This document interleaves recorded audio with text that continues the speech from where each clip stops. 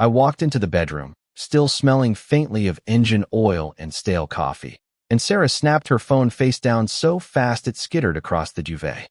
She looked up at me like a teenager caught secretly browsing social media. No, hello. No, how was your day, Mark? Just a quick swallow, a strained little smile, and 2 fingers resting over the phone like it might spring to life and betray her if she blinked. Hey, I started, setting my work rucksack by the chest of drawers. Didn't hear you come in. She tossed back, her voice too light, too even. Her eyes were on the bedside lamp, not me. You looked busy.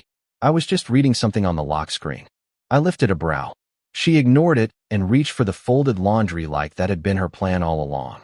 If I'd known where that was headed, I would have gone straight back to the garage and slept on the creeper. I let it slide. One odd beat doesn't make a song. We'd been married 8 years. I still wanted to believe small things were just small. I took a shower, ate leftover chicken standing at the kitchen island, and watched her drift from room to room like she had someplace better to be. When she finally drifted out the door with a quick, going to see Chloe, I wiped my hands, looked at the quiet house, and decided I was done pretending I didn't notice. By Friday, it wasn't just the phone. It was the new habit of talking over me, of scheduling me without asking, of acting like my time was elastic and hers was gold. It was the way she smiled when I asked a straight question, like I'd told a joke. Saturday morning, I laid out bacon in the cast iron pan, set 2 mugs on the counter, and waited for her to wander in. She came in wearing a sweatshirt that wasn't mine and scrolled through her phone while I worked. Fancy some eggs? I asked. Maybe later. Brunch with the girls, she said, not looking up. We'll be out late. Don't wait up. How late? Depends on what, dessert or the weather? I kept it neutral. God, Mark, why the interrogation? Time planning, not interrogation. I slid bacon onto a plate and watched grease pop. Don't make this weird. She tapped her phone with her thumb. We're adults. There's a difference between adult and secretive, I told the skillet. She sighed loud enough to rattle the measuring spoons. I'm not hiding anything. Then you won't mind telling me when you'll be back. Stop, she clipped. You're being controlling. I set her plate in front of her, untouched. Here's my new rule, I said, keeping my voice easy. If you're out past 10 p.m., text me your ETA. If you can't, then I'm turning in and locking up. No drama, just clarity. She snorted. You're locking me out now? I'm locking the house, I replied. I'm a light sleeper, and I'm up at 5 a.m. I'm done staying up till 2, listening for footsteps. Wow, so romantic. Romance starts with respect, I added. We can work on the flowers later. She chewed a bacon corner like it had wronged her, then left the plate and disappeared down the hall. 10 minutes later, she came out with a small tote bag and air-kissed the room. Don't wait up, she repeated. You said that. I rinsed the pan, turned off the hob. Text your ETA. Sure, Dad. Try husband, I said.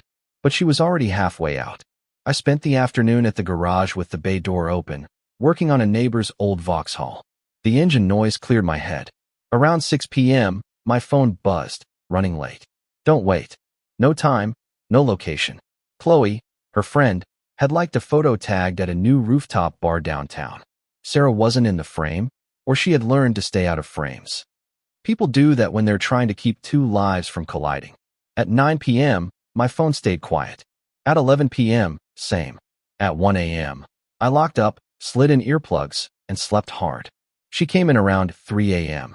I knew because the dog thumped his tail once and then settled, like even he knew better. In the morning, there was a scented candle burning on the kitchen island and a note propped against it. Sorry. Fun ran long. Brunch rain check. The handwriting was neat, careful. That was her first softening move. Textbook. I let the candle burn down while I brewed coffee and considered whether I wanted pancakes or just silence. She emerged around 10 a.m. with a fresh face and damp hair. You're up, she tried. Yeah, that happens at 10 a.m., I said. I was sorry. You left at 10 p.m., returned at 3 a.m., and told me nothing. I said, sipping my coffee. You don't owe me a fairy tale. You owe me a basic timeline. You're overreacting. I'm reacting exactly the amount required, I replied. And I'm protecting my sleep. So, we're doing this, she leaned on the counter. House rules. Clarity, I repeated and slid my cup away. One more thing. I'm changing how we handle money. Her eyes sharpened. What does that mean? Shared account becomes bills only on Monday. Your card will still pay utilities and mortgage. Discretionary spending goes from our separate accounts. Transparency solves arguments. That's passive-aggressive. It's assertive, I corrected. You live how you want. I keep the lights on and stop guessing where the weekends go. So, you don't trust me, she said. I trust what people show me, I answered. Show me well. She stared at me for a long second, then the edges softened. Okay, I get it. I'll text. I'll be better about scheduling. I didn't mean to make you worry. It isn't worry, I said. It's respect. She stepped closer, rested her hand on my shoulder, and gave me an old smile. I hear you, she added. That was her first illusion of change. She made breakfast, laughed at a dumb video, and sat on the sofa with her feet on my thigh like we were a couple in a furniture advert. By afternoon, she was out to pick up a few things. And by evening, I saw Chloe's photo of a patio fire pit with 4 wine glasses. Again, no Sarah. Again, the missing tooth in the smile. Monday morning, I was at the bank when they unlocked the door. By lunchtime, the bills were set to auto-draft and the shared debit card was in an envelope with a note, for utilities only. I took a picture for my records, not to gloat. Systems, not speeches. At the garage, Jason wheeled a stack of tires past me and grinned. Jason's 30, quick with jokes, and never met a silence he didn't want to fill. You look like a guy who moved beans on a spreadsheet, he said. Everything good, just simplifying, I answered. Your wife's still doing those late girls things? He didn't mean anything by it. He's the kind who asks what he's thinking. Apparently, I said, tightening a belt. I said, a return time rule. How'd that go over? Like steamed broccoli at a kid's party. He chuckled. Man, communication is a war zone at our house. I told him, wiping my hands. It's now a toll road. At 5 p.m., Sarah called while I was wiping down the workbench. Hey, she started, sugar in her voice. So, about the bank thing. It's done, I said. That was fast. Clarity is faster than drama. I get it, she said quickly. It makes sense. And thanks for handling the boring stuff. Not boring to me. I know. She softened again. Second softening prelude, but not the big one. Listen, I'm thinking of hosting a couples game night Friday. We haven't had people over in a while. I work Saturdays, I reminded her. I'm out for late nights before an early start. It's just a few rounds, she pushed. You can bow out after the first, or... I countered.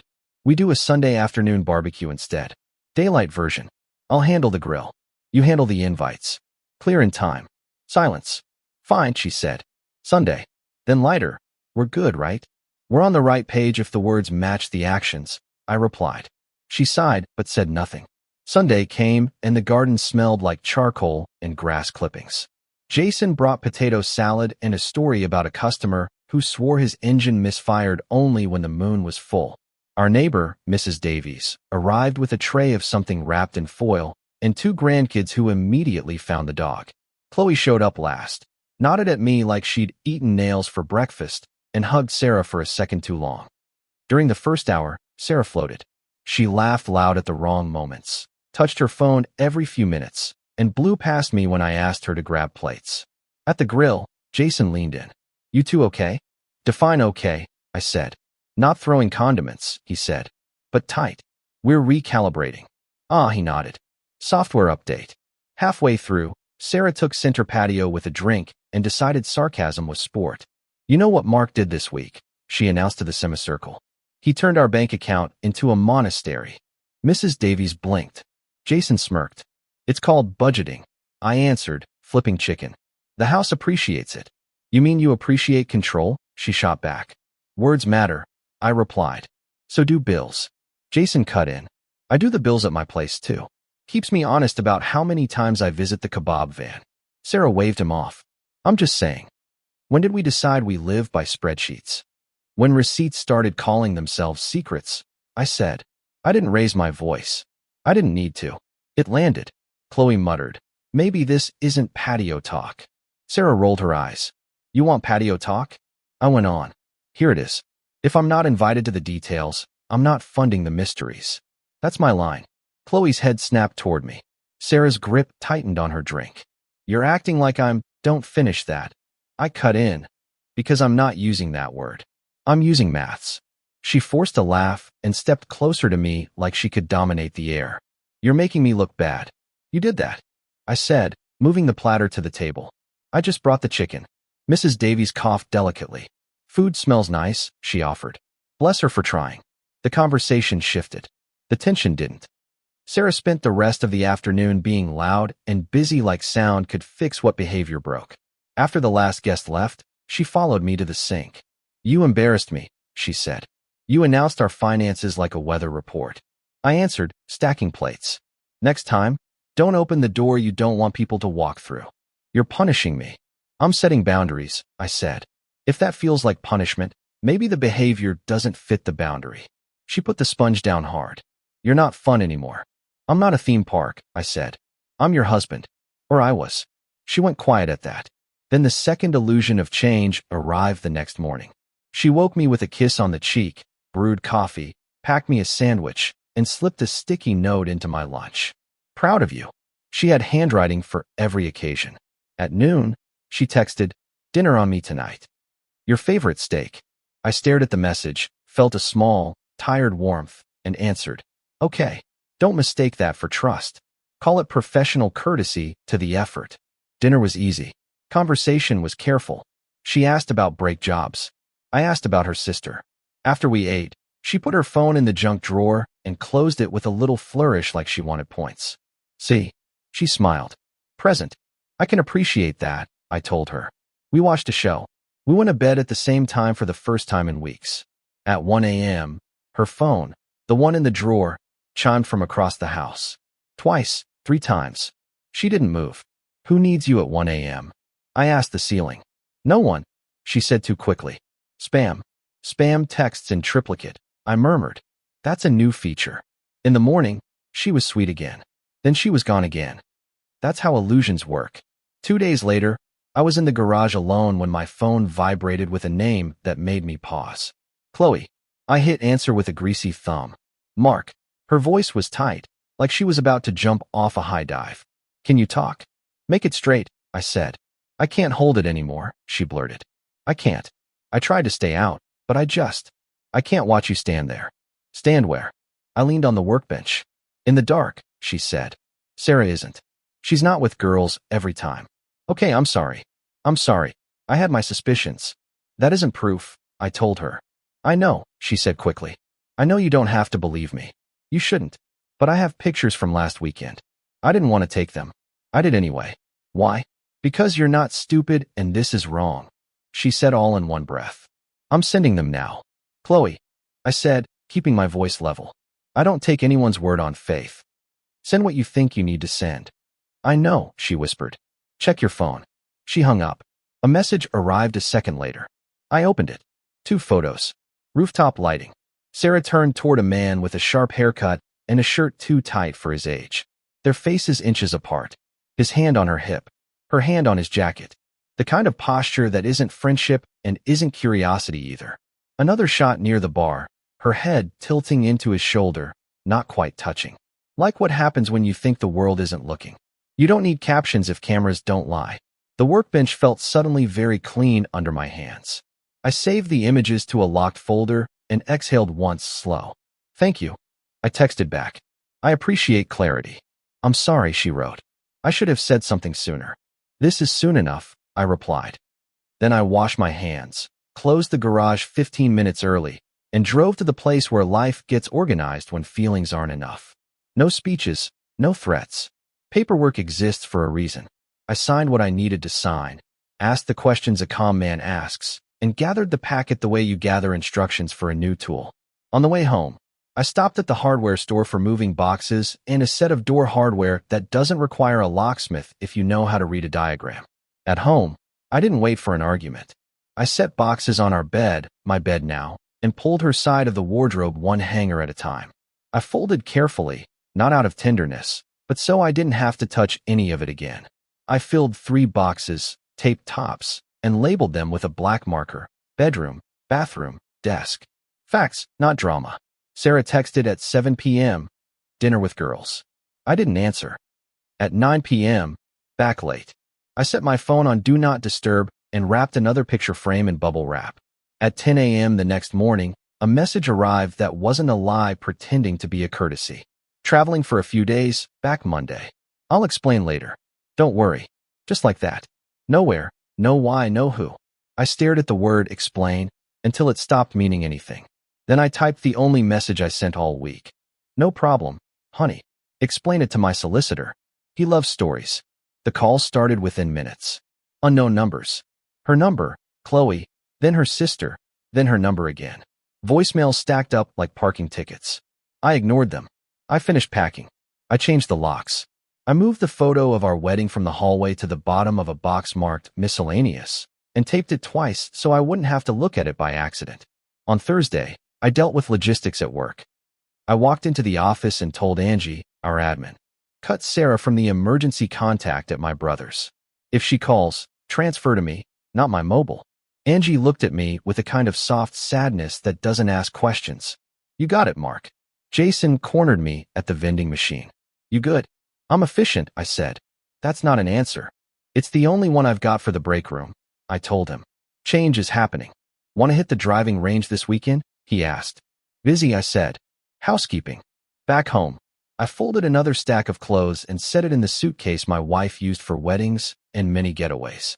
I charged her tablet, slid it in the front pocket, and set the suitcase by the door. Then I sat at the dining table with a pen and made a short list. Keys changed, utilities confirmation, personal items boxed, packet, and envelope. Friday afternoon, the second illusion of change came with frosting. A courier dropped a box from a bakery with a card. Miss you. Can we reset? I went away to clear my head. Inside, a dozen cupcakes, staring up like they were going to fix the maths. I ate none. I set the box on the porch for the neighborhood kids and texted Chloe. Cupcakes on my steps. If you want one, take one. She replied in under a minute. She's spiraling. I told her she needs to talk to you. She says you're being cruel. I'm being silent, I wrote. Silence isn't cruelty. It's maths again. Chloe asked, do you need anything? No, I answered. You did enough. Saturday night, Sarah's sister sent a long message full of question marks and passive voice. I chose not to educate her. Education was coming without my help. Sunday, I polished the truck and changed the oil because habits keep you sane. I played catch with Mrs. Davies' grandkids for 10 minutes and sent them home with the last 2 cupcakes. I sat on the porch while the sun slid down the street and thought about what I would say on Monday when the person who used to share my bed tried to take back the door. Monday came gray and damp. At 11:08, the handle rattled the way it does when you're used to a certain click and you get a different one. The rattle turned frantic, then the knocking. Mark. Her voice cracked through wood and glass. Mark, my key's not working. I walked to the door, let the deadbolt stay where it was, and waited a beat. Then I opened the door just wide enough to keep my foot inside. What's going on? She demanded. Hair pulled back like she'd run from the car. Why did you? What is? Why won't my key work? I stepped aside and nodded toward the suitcases. These are yours, and this is yours. I set the manila envelope on top. It was fat with truth.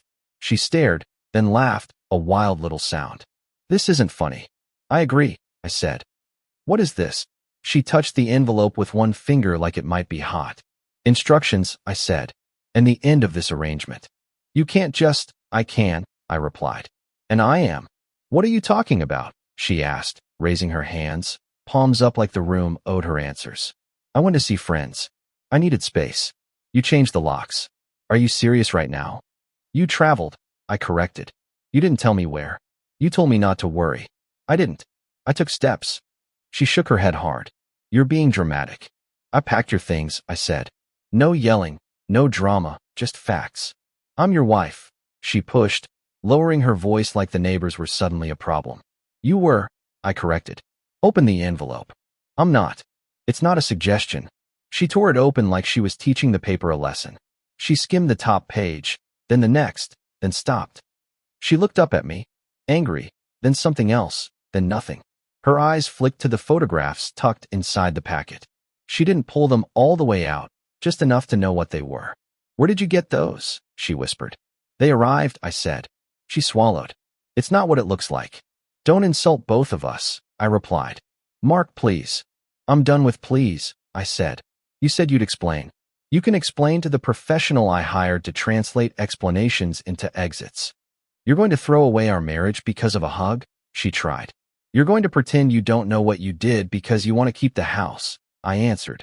Different strategies, same outcome. She blinked fast. You can't kick me out of my home. Your suitcase is inside the door? I said calmly. I'm not preventing you from taking anything. I'm preventing you from using me while you live a second schedule. You're paranoid, she said, grasping. Look again at the photos, I answered. Then decide if paranoid is the right word. Her jaw worked. She looked down at the top photo and then back up at me. Who sent these? A friend who got tired of playing lookout, I said. Chloe, she hissed. Don't take it out on the one person who remembered right and wrong, I told her. I can explain, she said again. Don't, I said. There's a list inside. It includes a time tomorrow when you can come with someone and pick up whatever we missed. After that, I'm not here. You're not here where? She demanded. In your life? I said. You're making a mistake. I made plenty, I answered. I'm done making this one. She took a half step in, testing the threshold. I didn't move. She stopped. You're cold, she said. I'm clear, I corrected. That's different. She looked at the boxes again, like they might change their labels if she stared. Then she tried one more angle. We can try counseling, she said quickly. We can reset. I'll cut off. She stopped, realizing she'd nearly said something she couldn't unsay. I'll fix it. You don't fix broken trust with a coupon, I replied. What do you want me to say? She demanded, running out of script. I don't want your lines, I said. I want your suitcase out of my hallway. She stood silent, breathing through her nose, then grabbed the handle of the first case and yanked it past the threshold. The wheels thunked down the entry step. She loaded the second one on top and hugged the envelope like a life jacket. Mark, she said finally, quieter. How did we get here? I let that hang for a second. One small disrespect at a time. You train me not to ask. I train myself to act. That's how. She swallowed again. And that's it. That's it, I said. Photos are with the papers. You can look. I closed the door gently. Not a slam. Just the sound of wood meeting wood when it's in alignment. She didn't ring again. She didn't scream. She stood on the porch long enough for me to hear the wheels roll, then the car door open, then close. After 10 minutes, Mrs. Davies texted. Everything okay? I replied, everything's in its proper place. The house felt different in a way that wasn't relief and wasn't grief either. It was clean. I made a sandwich, ate it standing up, and threw away the bakery card still sitting on the porch. The next weeks were quiet. I slept hard without listening for keys. I moved my tools into the spare room and set up a workbench where her dressing table used to be. I started running again with Jason before our shift. At night, I sat on the porch with a book and watched the neighborhood do what neighborhoods do. Kids riding bikes, sprinklers ticking, someone burning something on a barbecue and pretending it was on purpose. Peace is underrated until you've been budgeting for it. Her parents started texting around week 2. Hi, Mark. We haven't heard from Sarah much. Is she okay? Hey, Mark, we're worried. She says it's a misunderstanding. Can we talk? Then later, we don't want to take sides. We just want to know what happened. I didn't answer. Not because I wanted to punish them, but because they were innocent and didn't need my version to go to bed angry at their daughter. When they asked again, I sent a single line. I don't want to upset you. That was true. Their disappointment wasn't mine to manage. Chloe texted sometimes. At first it was logistics. She's picking up another box Tuesday. Can you leave it on the porch? Then it was small check-ins. Eat tonight, she wrote once. Already did, I replied. She came by twice. The second time with coffee from a place across town that didn't stamp their cups with marketing. She stayed on the porch, sat on the top step like a neighbor, and talked about nothing for 20 minutes. Her nephew's football game, a stray cat at her flat complex, the pie crust she was trying to master. When she stood to go, she hesitated. You hate me now? She asked, not quite joking. No, I said. You told the truth when it mattered. She nodded, eyes on the street. We okay as people? We're people. I said, we can be friends. That's it. That's it. She repeated and left it there. Money stayed simple. The house stayed mine.